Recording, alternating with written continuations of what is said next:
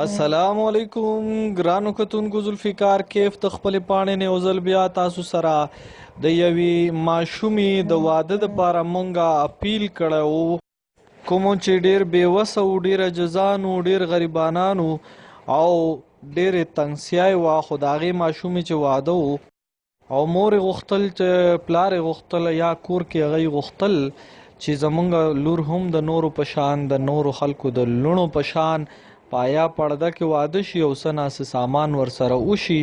هغې لړ کې چې کله مونږ پوسټ وکړو نو د مانډکۍ غریب دوست پروګرام والا ملګرو الله دې هغه ځوانانو لا په ځوانۍ کې برکت واچوي، الله دې د دواړو جهانونو پردې وساتي او الله دې په خپلو بچو خوشحاله کړي. موږ سره رابطه وکړه او خپله معلومات تحقیقاتو نه پس لاړل او هغوی نه لیست راواغستو چې څه ضرورت دی څه کم دي او د 8000 روپو سودا یې ورله په خپل لاس واغستله.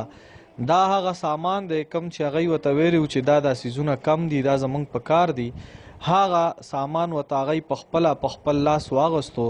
د 8000 روپو سودا وه هغه ورته هغوی واغسته او هغوی ته یې حواله کړه.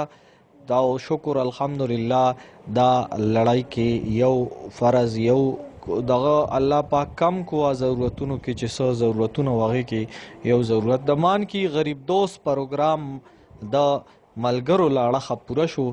الله پاک دې هغوی خوشحاله آباد لري. یو جهان مننه.